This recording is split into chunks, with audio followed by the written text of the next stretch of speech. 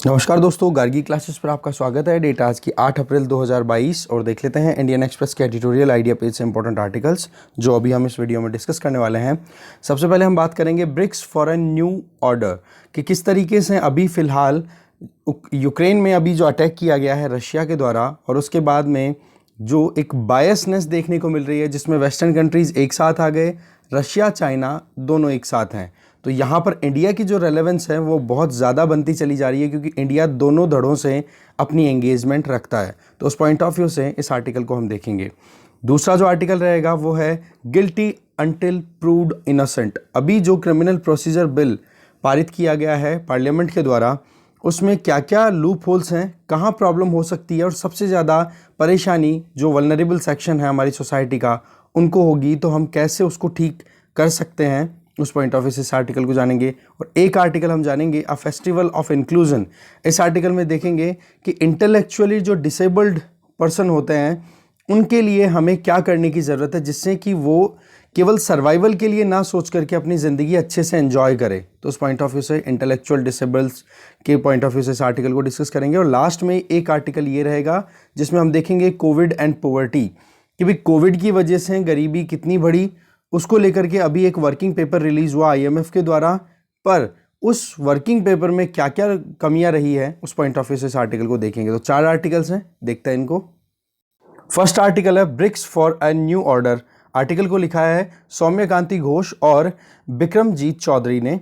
देखो, इनका ये कहना है कि ब्रिक्स जब डेवलप हुआ था तो शुरुआती फेजेस जो था 2000s के टाइम, 2000 से लेकर 2010 तक का टाइम, वो एक अलग ही ग्लोबल सिनेरियो था और आज की परिस्थिति में बिल्कुल अलग ग्लोबल सिनेरियो बन चुका है जहां पर जियोपॉलिटिकल और इकोनॉमिक कंसिडरेशन दोनों पैरेलली चल रही है। बट शुरुआत में जब ब्रिक्स सेटल हुआ था तो इस तरीके की डायरेक्शन में जाने का कोई रोल नहीं था कि हाँ जी इस तरीके से हमें मतलब एक तो था कि इंटरनेशनली एक नया ऑर्डर तैयार किया जाए, मल्टीपोलर वर्ल्ड ऑर्डर क्रिएट किया जाए, ऐसे सपने थे या ऐसे टारगेट्स थे।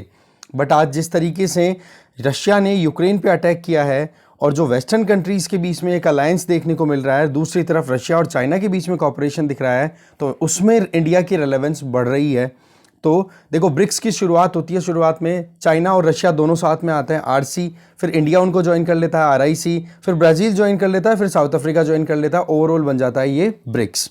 तो बात ऐसी है, शुरुआत में तो टारगेट ये था कि कैसे भी करके नॉन वेस्टर्न स्टेट्स जो भी हैं, क्योंकि देखो इकोनॉमिकली या फाइनेंशियली हम देखें तो ग्लोबल सप्लाई चेन में या ग्लोबली इकोनॉमिकली सबसे ज़्यादा एक्टिव कंट्रीज़ रहे हैं वेस्टर्न कंट्रीज़, जिनमें ब्रेटन वुड्स इंस्टीट्यूशन, आईएमएफ और वर्ल्ड बैंक की बहुत ज़्यादा बोलबाला रहा है। तो उस बोलबाले को कंटेन करने के लिए ब्रिक्स कंट्रीज़ ने ये डिसाइड किया कि हम एक ब्रिक्स डेवलपमेंट बैंक स्टैब्लिश करेंगे जिसकी कैपिटल साइज़ कितना होगा, $100 बिलियन। इसके अलावा एक रिजर्व करेंसी पूल भी क्रिएट किया जाएगा जिसमें $100 बिलियन का उसमें भी कंट्रीब्यूशन रहेगा। तो ओवरऑल टारगेट क्या था कि नॉन वेस्टर्न कंट्रीज को अगर कोई भी क्राइसिस का सामना करना पड़ता है, उन कंट्रीज को सहायता देने के लिए ये 2 सिस्टम तैयार किए गए, एग्जैक्टली वैसे ही जैसे आईएमएफ और वर्ल्ड बैंक तैयार हुए थे। तो बात ऐसी है कि ये सिचुएशन एक तरीके से चाइना, इंडिया, रशिया इन सबको एक साथ लाने वाली थी। पर आप देखो कि जैसे ही ब्रिक्स की अभी मीटिंग होने वाली है और उस मीटिंग से पहले अभी चाइना के जो फॉरेन अफेयर मिनिस्टर है उनकी इंडिया की विजिट, कि भाई इंडिया के जो लीडर हैं उनको वहां पर इनवाइट किया जाए। और उधर देखा जाए तो जिस तरीके से रशिया ने यूक्रेन पे अटैक किया है तो उसको लेकर के कहीं ना कहीं एक इक्वेशन बदल चुकी है। आज अगर हम फॉरेन पॉलिसी ऑर्बिट में देखें तो इंटरनेशनली या फिर कॉमन मैनकाइंड के पॉइंट ऑफ व्यू से देखें तो वेस्टर्न कंट्रीज जो है ना वो फिर से एक आइडिया लेकर के चल रहे हैं कॉलोनियलिज्म का, कि कैसे भी करके अपनी इन्फ्लुएंस को बढ़ाया जाए। और पहले जब कॉलोनियल पीरियड था ना, जब हमें गुलामी का सामना करना पड़ा था, उस टाइम पर तो वो अपनी कल्चर को सुपीरियर बताते थे कि सुपीरियर कल्चर है हमारे ऊपर, बर्डन ऑफ वाइट्स मैन ऐसे बोला जाता ना, वाइट मैन्स बर्डन, कि भाई गोरे लोगों के ऊपर बहुत ज़्यादा जिम्मेदारियां हैं, उनको पूरी करनी है और ये जो भी अनकल्चर्ड सोसाइटीज़ हैं उनको हमें अपग्रेड करने की ज़रूरत है। अब जो है वो नया ही फॉर्मूला लेकर के आ गए, बोले डेमोक्रेसी। तो इन डेमोक्रेसी का नाम लेकर के लगातार नॉन वेस्टर्न कंट्रीज पे दबाव बनाने की कोशिश कर रहे हैं ये जो वेस्टर्न कंट्रीज हैं वो। तो ऐसे में अभी नॉन वेस्टर्न कंट्रीज के बीच में एक कन्वर्जेंस देखने को मिल रहा है कि भाई अब फिर से डेमोक्रेसी का नाम लेकर के नया आइडिया के साथ में फिर से हमारे ऊपर दबाव बनाया जाए, तो उसकी बजाय हम हमारी इंडिपेंडेंट पॉलिसी क्रिएट करें। फॉर एग्जाम्पल, अगर ब्रिक्स स्टेट्स की हम बात करें तो इन कंट्रीज में बेशक वेस्टर्न सोसाइटी का इन्फ्लुएंस है, पर अगर रियल सेंस में देखा जाए ना तो यहां पर जो एक सोशलिज्म का जो पैटर्न है वो भी कहीं ना कहीं बना हुआ है। जैसे कि ब्राजील की हम बात करें तो लैटिन अमेरिका को रिप्रेजेंट करता है ब्राजील ब्रिक्स में, पर वहां पर अभी तक भी सोशल इश्यूज को टैकल करने के लिए सबसे पहली चीज तो ये कि सोशलिज्म पे काम होता है, मतलब सरकार वहां पर बहुत कुछ वेलफेयर स्कीम्स और ये इंप्लीमेंट करती है। दूसरी, लैटिन अमेरिका जो है वो अभी भी अपने तरीके से नॉर्थ अमेरिकन कंट्रीज के डिक्टाट को नहीं मानना चाहता। ऐसा नहीं कि उधर से north American countries particularly US Canada अपनी तरफ से कोई डिक्टाट डिक्लेयर करे, कोई अपनी तरफ से गाइडलाइन डिक्लेयर करे और वो फॉलो करे, ऐसा नहीं है। साउथ अफ्रीका में भी कम्युनिस्ट पार्टी का अच्छा खासा रोल है। रशिया की बात आप कर ही सकते हो, वहां पर जिस तरीके का रिजीम है वहां पर अभी तक भी कम्युनिज्म पूरा गया नहीं है। इंडिया की बात करें तो इंडिया के लोग भी जो है वो वेस्टर्न वैल्यूज के साथ में कंटिन्यू तो कर रहे हैं, पर मोरल वैल्यूज के साथ में हमारा ज्यादा कनेक्शन दिखता है, तो फिर वहां पर कनेक्शन रशिया के साथ में अपने आप बन जाता है और चाइना पूरा कम्युनिस्ट हो ही जाता है। तो ओवरऑल अगर देखा जाए तो वेस्टर्न कंट्रीज में जो वैल्यू सिस्टम है, पॉलिटिकल सिस्टम है, उसको हम 100% एक्सेप्ट करें, ऐसे पांचों के पांचों कंट्रीज में कोई सिनेरियो दिखता नहीं है। तो बोले यही एक कन्वर्जेंस का पॉइंट बन जाता है, यही एक पॉइंट है जहां पर वेस्टर्न कंट्रीज के खिलाफ में ये कंट्रीज साथ में खड़े दिखेंगे। जिस तरीके से अभी यूक्रेन में रशिया ने एग्रेशन दिखाया है, तो उसमें बेशक चाइना ने भी क्रिटिसाइज किया है भाई ह्यूमैनिटेरियन क्राइसिस है, या फिर इंडिया ने भी बोला है कि भाई इंडिपेंडेंट प्रोबिंग होनी चाहिए। पर जब बात आ जाए कि भाई जो वेस्टर्न कंट्रीज जो हैं वो अपना इन्फ्लुएंस लगातार बढ़ाते चले जा रहे हैं, तो फिर उस केस में आप देख सकते हो कि जो ये ब्रिक्स कंट्रीज हैं, जिनमें पर्टिकुलर 3 की तो बात कर लो, RIC, ये तो बिल्कुल भी इस चीज को लेके एक्सेप्ट नहीं करेंगे कि जी हमारे ऊपर वेस्टर्न सिस्टम का पूरा ऐसे कैसे इंपोजिशन है। क्योंकि जिस तरीके से रशिया ने एग्रेशन दिखाया उसके बाद में यूएसए की डोमिनेंस वेस्टर्न सोसाइटी में फिर से हो गई, यूएसए की रेलेवेंस, यूएसए की जो कनेक्टिविटी है वेस्टर्न यूरोपियन कंट्रीज के साथ या यूरोप के साथ में, वो और ज़्यादा घनिष्ठ हो गई है। तो ऐसे में इंडिया जो एक आइडिया लेकर के चल रहा है जिसका नाम है मल्टीपोलर वर्ल्ड ऑर्डर, ऐसा नहीं कि कोई एक हेजेमन हो, कोई एक दादागिरी करने वाला कंट्री हो, क्योंकि वेस्टर्न कंट्रीज ने जिस तरीके से अभी एक नेटो को फिर से प्रमोशन दिया है, कोल्ड वॉर एरा की जो सिचुएशन अभी प्रिवेल कर रही है, तो ऐसे में वो हेजेमन वाली बात फिर से आ जाती है कि भाई अभी यूएसए को काउंटर करने के लिए पहले तो यूएसएसआर था, अब यूएसएसआर नहीं है, तो उस केस में बोले यूएसए को ही अपने को आगे लेके चलना है। ठीक है, आज इंपॉर्टेंट क्वेश्चन है कि RIC जो है उसमें उसकी जो रेलेवेंस है वो और ज़्यादा बढ़ गई है, जिसमें यूरेशियन कंट्रीज, पर्टिकुलरली हम रशिया, इंडिया, चाइना की बात कर रहे हैं, ये कंट्रीज अपने एक दूसरे के साथ में एंगेज कर रहे हैं। देखो रशिया को जिस तरीके से क्रीमिया का एनेक्सेशन के बाद में G8 ग्रुप से निकाल दिया गया और वो G7 में कन्वर्ट हो गया था, तो उसके बाद में आज की जो परिस्थितियां, वहां पर रशिया की जो टॉप लेवल एंगेजमेंट्स है ना, वो यूरोप की बजाय अब एशियन रीजन में ज्यादा है। ठीक है, तो एशियन रीजन में होने की वजह से क्या हो गया, RIC की रेलेवेंस और बन गई। ऐसे में ना तो चाइना, ना इंडिया, ना ब्राजील, ना साउथ अफ्रीका, ये कोई भी नहीं चाहेगा कि मॉस्को को आइसोलेट किया जाए। तो ऐसे में अभी ये जो मीटिंग हो रही है इसमें यूक्रेन का इंपैक्ट सीधा का सीधा है। इसके आगे इंडिया और चाइना 2 एशियन जाइंट्स हैं। ठीक है, और आज एक देखी जाए परिस्थितियां तो वो बेशक चैलेंजिंग है, बहुत ही ज्यादा कंफ्यूज स्टेट है कि किस तरफ जाना चाहिए, किस तरफ नहीं जाना चाहिए, और साथ में हमारा भी चाइना के साथ में कुछ ना कुछ बॉर्डर डिस्प्यूट चलता रहता है। बट सवाल आ जाए कि ग्लोबल ऑर्डर कैसा होना चाहिए, तो उस केस में हमारी एंगेजमेंट्स जो है वो रशिया, चाइना के साथ में एक कहते हैं ना नेचुरल फोर्स बन जाती है। ठीक है, इसके आगे अगर हम मॉस्को रिलेशंस की बात करें ब्रिक्स में, अलग अलग कंट्रीज में, तो देखो अभी यूएस और यूरोप तो दोनों के दोनों साथ में आ चुके हैं, बच गया केवल एक रशिया।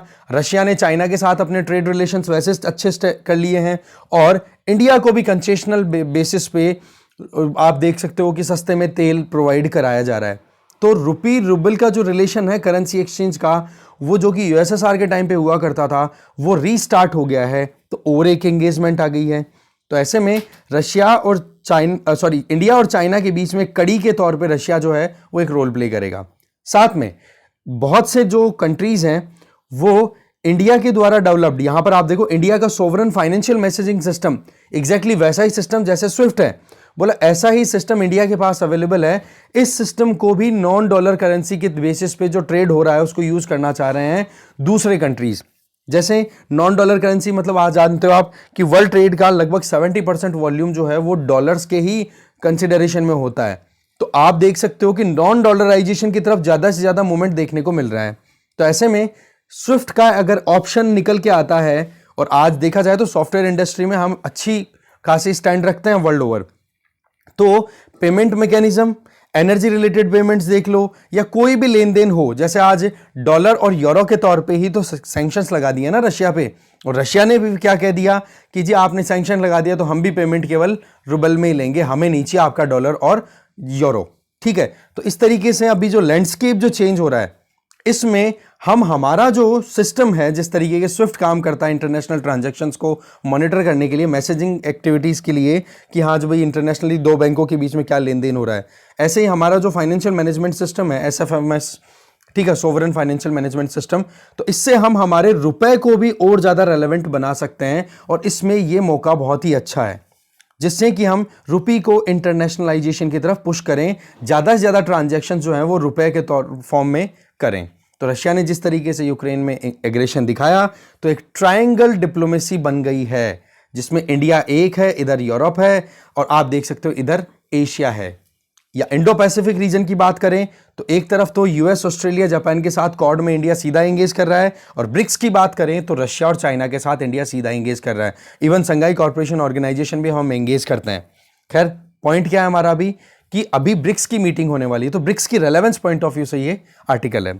इसके अलावा क्या बात बता रहे हैं कि अभी पिछले कुछ दिनों में आप देखो US, Australia, Japan, Greece, Israel, इन सब से टॉप लेवल के डिप्लोमेट्स हैं वो इंडिया की विजिट या तो कर चुके हैं या करने वाले हैं। इवन चाइना के फॉरेन अफेयर मिनिस्टर वेंग यी भी विजिट करके जा चुके हैं, और रशिया के फॉरेन अफेयर मिनिस्टर वो भी विजिट करके जा चुके हैं। तो ये चीजें क्या शो करती हैं कि आज इंडिया एकदम सेंटर स्टेज पे है। इंडिया जो है वो आज की जो परिस्थितियां हैं वो कुछ ऐसी है कि अपने हिसाब से डिप्लोमेसी को इस तरीके से सेटल किया है, स्ट्रेटेजिक ऑटोनॉमी को यूज करते हुए, जिसमें इंडिया किसी भी एक ग्रुप को पोलैरिटी पॉइंट ऑफ व्यू से ज्वाइन नहीं कर रहा है, बिल्कुल प्रॉपर्ली बैलेंस करने में सक्सेसफुल है। ऐसे में आज RIC की बात करें तो आज ग्लोबल GDP का 22% RIC में ही है।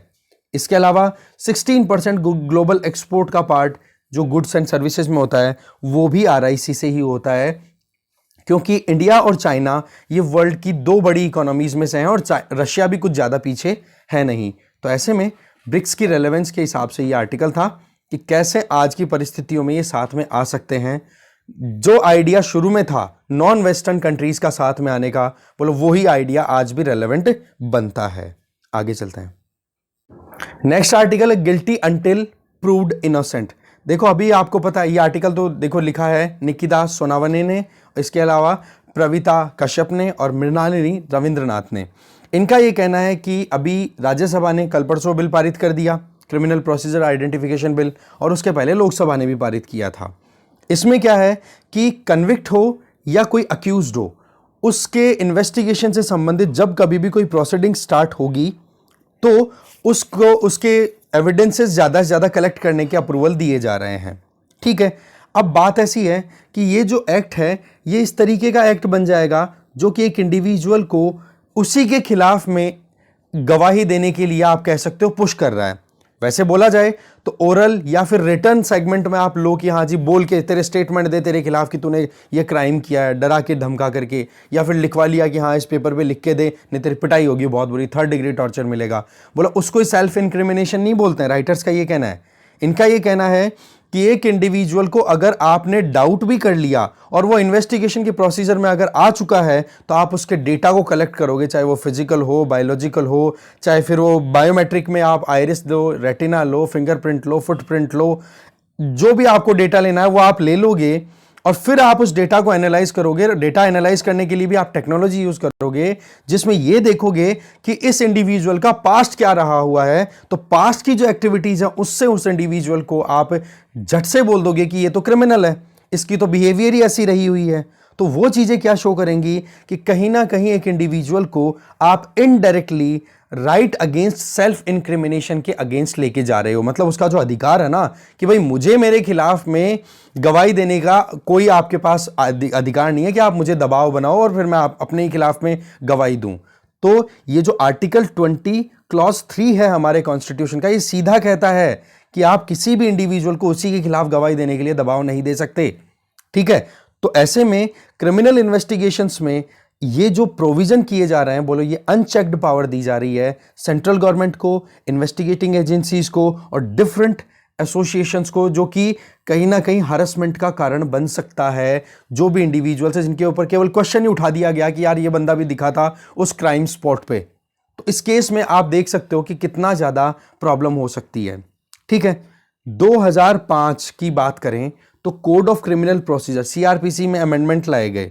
ठीक है, उसमें यह था कि एक मजिस्ट्रेट है वो ऑर्डर कर सकता है। देखा जाए ना तो ये फंडामेंटल राइट है ना, आर्टिकल 20 क्लॉज 3 के तहत इसको लगातार डाइल्यूट करने के एफर्ट्स किए गए हैं। 2005 में कोड ऑफ क्रिमिनल प्रोसीजर में अमेंडमेंट लाया गया और कहा गया कि मजिस्ट्रेट जो है वो ऑर्डर कर सकता है, ये ऑर्डर दे सकता है कि हाँ जी आप हैंड राइटिंग के सैंपल्स ले सकते हो किसी भी अक्यूज्ड पर्सन के। ठीक है, उसके अलावा इन्वेस्टिगेशन प्रोसेस में आपको थोड़ी हेल्प मिल जाए, तो हैंड रिटन सैंपल ले लिया। 2019 में सुप्रीम कोर्ट ने एक केस है जिसका नाम है Ritesh Sinha versus state of UP, जिसमें यह कहा कि हैंड राइटिंग सैंपल्स हैं वो और जो वॉइस सैंपल्स हैं वो, बोले ये चीजें आप कलेक्ट कर सकते हो।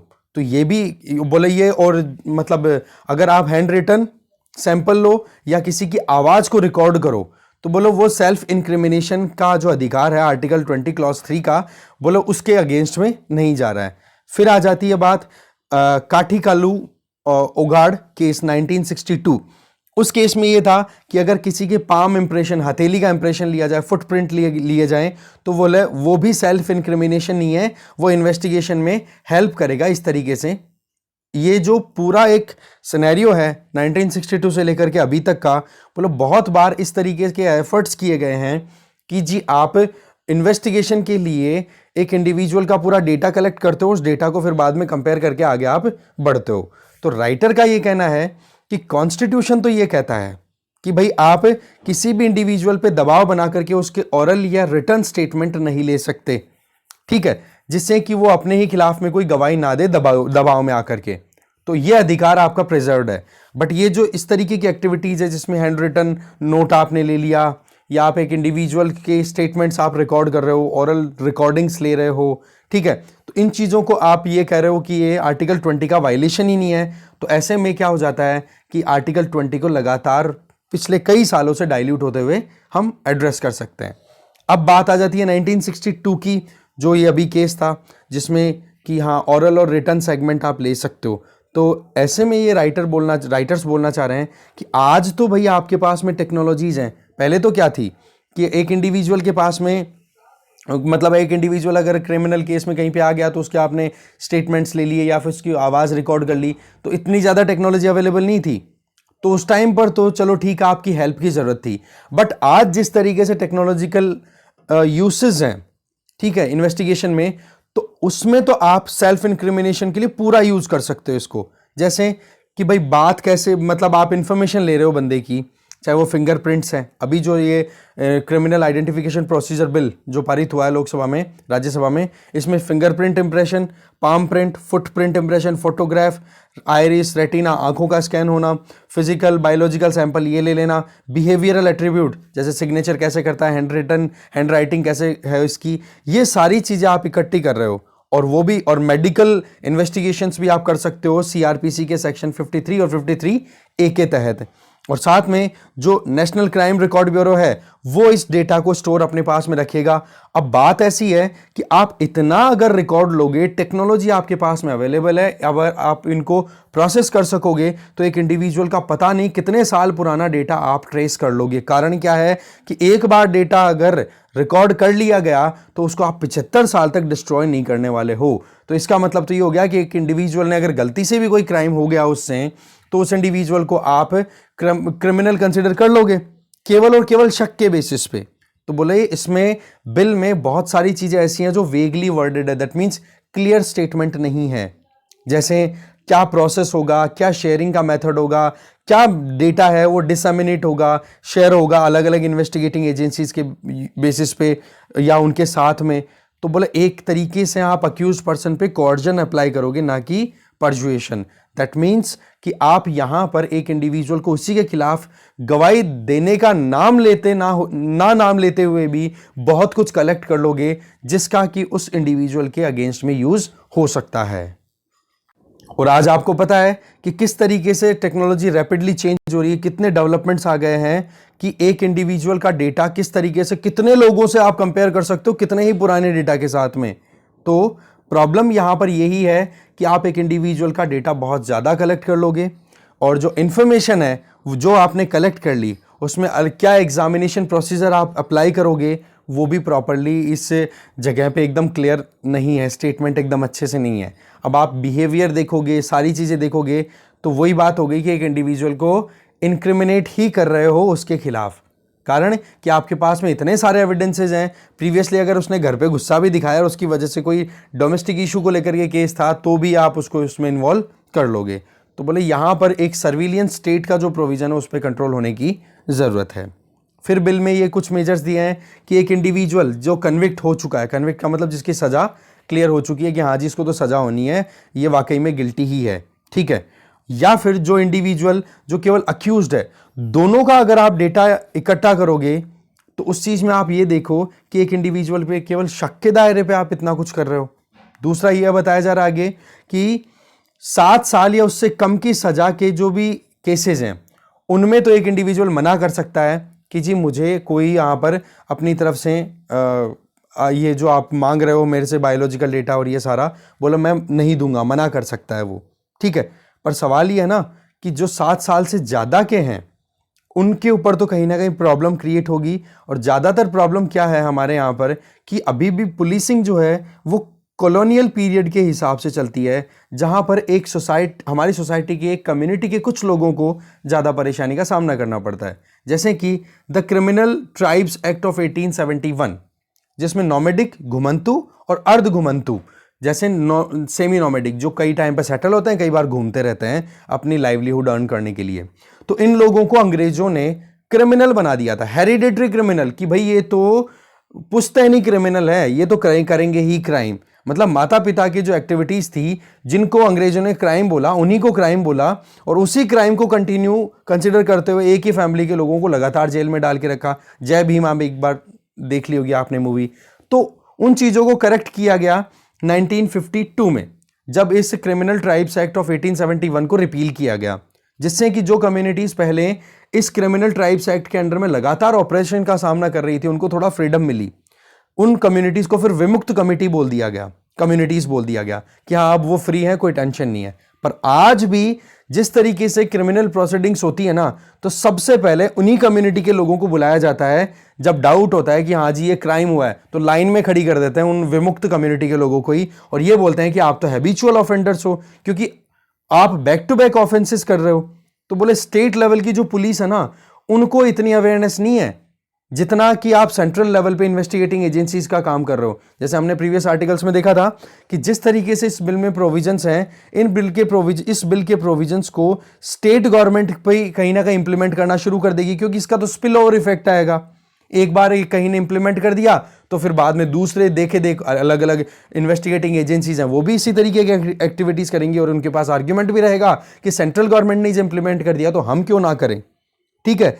तो जो हैबिचुअल क्रिमिनल्स हैं उनको उनके एविडेंस, कौन से पास्ट के एविडेंस, उनको देखते हुए फिर बाद में उनको पनिश कर दिया जाएगा। हरेसमेंट कितना होगा उनको, उनका सबसे ज्यादा परेशानी किसको होती है, उनके बच्चों को, उनकी औरतों को।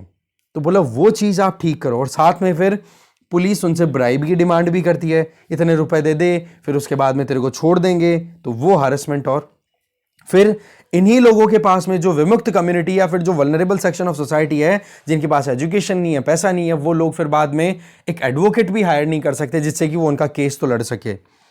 कोर्ट पे तारीख चलती रहती है और प्रॉब्लम होते रहते हैं। तो बोले एक तो ये प्रॉब्लम विमुक्त कम्युनिटी को ज़्यादा चैलेंजेस, रही समय 75 साल तक आप डेटा स्टोर करके रखोगे, डिस्ट्रॉय कैसे करोगे, कब करोगे, इसके बारे में कोई आउटकम अभी तक नहीं है। तो देखो बात ऐसी है कि डिजिटाइजेशन की बात करें तो स्टेट और लोकल लेवल क्रिमिनलाइजेशन की अगर बात करें, स्टेट लेवल पे या लोकल लेवल पे क्रिमिनल्स को पकड़ने के लिए, उनको इन्वेस्टिगेट करने के लिए, उसमें जब डिजिटाइजेशन की बात की जाए तो महाराष्ट्र पहला स्टेट है जिसने बायोमेट्रिक डेटाबेस को स्टोर करने की बात कही थी, अंडर ट्रायल हो या फिर कन्विक्ट हो। मतलब अक्यूज्ड है, अभी तक उसका जो मामला है वो बिल्कुल क्लियर नहीं है कि वो वाकई में क्रिमिनल है कि नहीं। कन्विक्ट, जिसका क्रिमिनलाइजेशन हो चुका है। तो ऐसे में बायोमेट्रिक स्टोर करने के लिए महाराष्ट्र ने शुरुआत की थी। तो पॉइंट यहां पर एक और आता है, that is right to privacy. ये और था आर्टिकल 21, आर्टिकल 20 क्लॉज 3 और आर्टिकल 21 दोनों यहां पर वायलेशन में आ रहे हैं। अब देखने वाली बात ऐसी है कि देखो, पार्लियामेंट ने तो पारित कर दिया, बट राइटर्स डिमांड कर रही हैं कि पार्लियामेंट इस तरीके के कानून लेकर के आए कि किसी इंडिविजुअल के फंडामेंटल राइट्स पे इस तरीके से आप अटैक करोगे, किसी इंडिविजुअल की फ्रीडम को इस तरीके से आप ग्रैब करोगे, स्क्रैप करोगे, तो बोले ठीक बात नहीं है, इसको पार्लियामेंट को करेक्ट करने की जरूरत है। तो जो भी कमियां हैं वो हमने देख ली इस आर्टिकल से, और पहले भी हमने डिस्कशन इससे संबंधित कर लिया, आप देख सकते हो प्लेलिस्ट में जाके, जिसमें हमने जो थंबनेल है उसमें लिखा हुआ है, ठीक है, अच्छे से देख लेना उसको। आगे चलते हैं।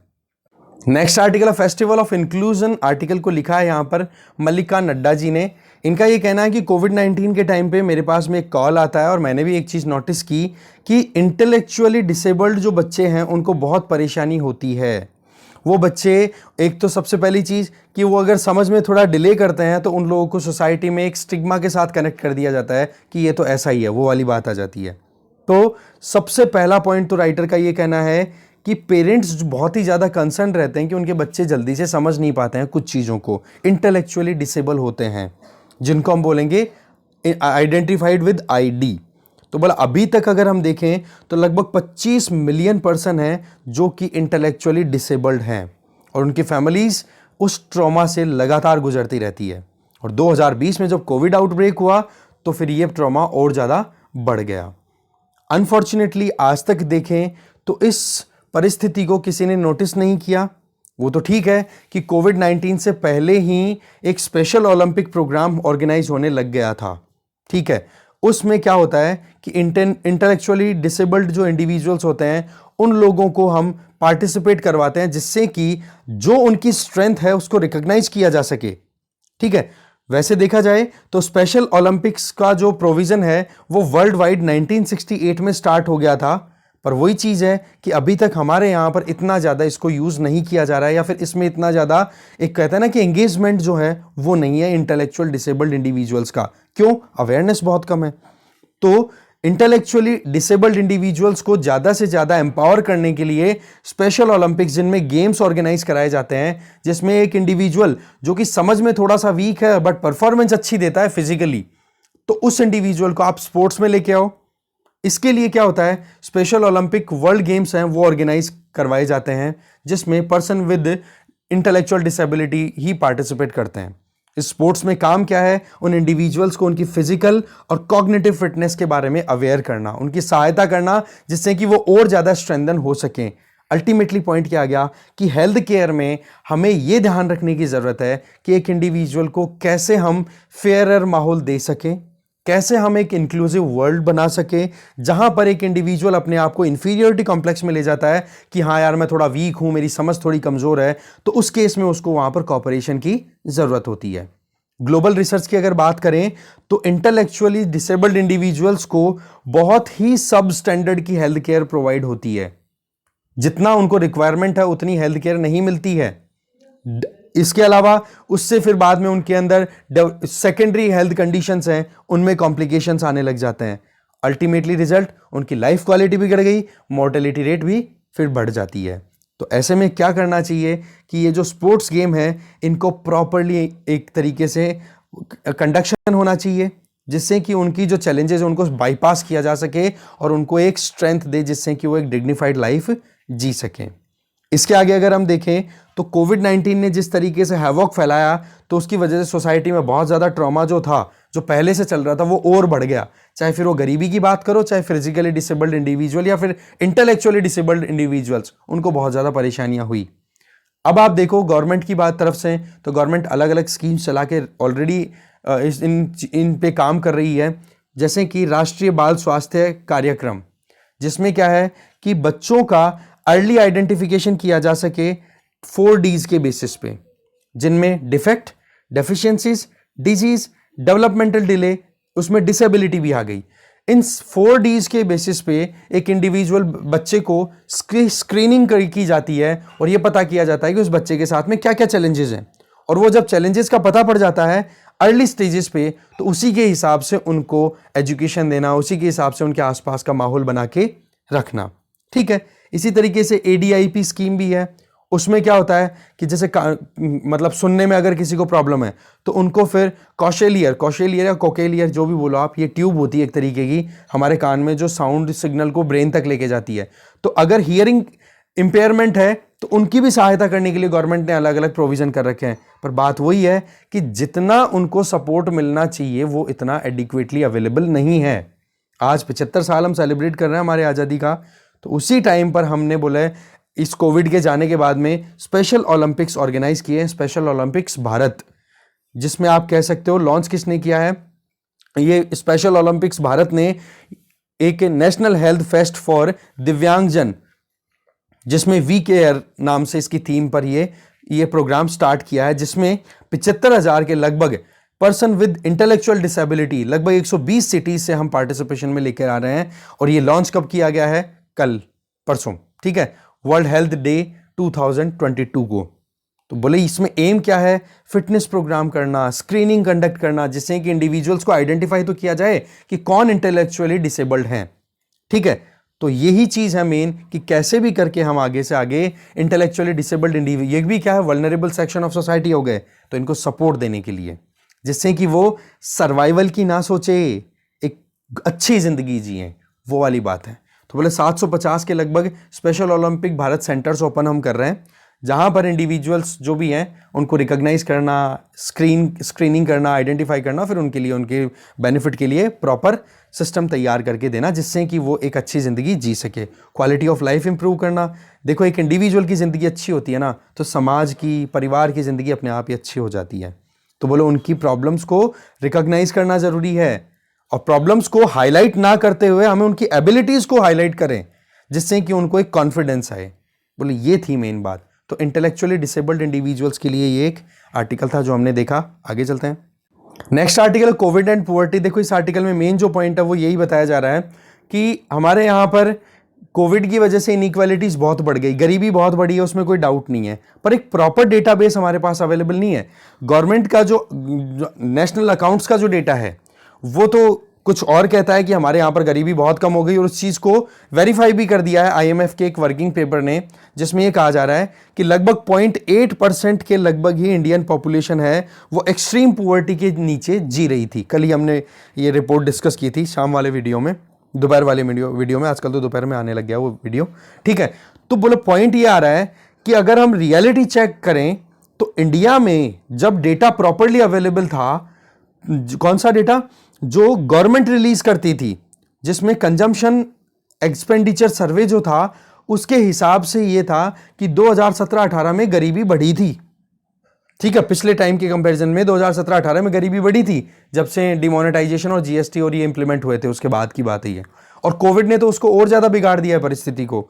तो सवाल क्या है कि ये कंजम्पशन एक्सपेंडिचर सर्वे जो पहले प्रॉपरली कंडक्ट होता था, उसको विड्रॉ करने से हमारे पास में प्रॉपर डेटा अवेलेबल नहीं है, और आज डेटा जो अवेलेबल है वो इस तरीके से है जिसमें क्लैरिटी नहीं है। तो जब हमारे पास में प्रॉपर डेटा कलेक्शन ही नहीं होगा तो आप कैसे प्रॉपर पॉलिसी बना पाओगे? आज वर्ल्ड बैंक ने अगर अपने हिसाब से पुअर्टी को कैलकुलेट करने का एक लेवल दे रखा है कि एक दिन में एक बंदा अगर $1.9 से ज्यादा खर्च करता है तो उसको आप एक्सट्रीम पुअर मत बोलो। एक्सट्रीम पुअर्टी का मतलब हो गया कि एक बंदा एक दिन में $1.9 से कम खर्च करे। सवाल यह है कि इंडिया में अगर देखें तो जो बंदा $3.2 पर डे के हिसाब से खर्च करे ना, उसको आप गरीब नहीं बोल सकते। इसका मतलब क्या हो गया? वर्ल्ड बैंक को अपना जो कैलकुलेशन का जो तरीका है ना, वो भी करेक्ट करने की जरूरत है। ये भी बात बोली गई थी कल कि भाई जहां पर आप देखो कि आप ये कहोगे एक्सट्रीम पुअर्टी प्रिवेल नहीं कर रही है, तो डेवलपिंग कंट्रीज लाइक इंडिया, उनके लिए आप कैलकुलेशन थोड़ी डिफरेंट करो, क्योंकि 2011-12 का स्टेटस और आज के स्टेटस में रात दिन का अंतर हो गया है। आज महंगाई बहुत बढ़ चुकी है, तो एक बंदा अगर $1.9 खर्च करे तो क्या खर्च किया?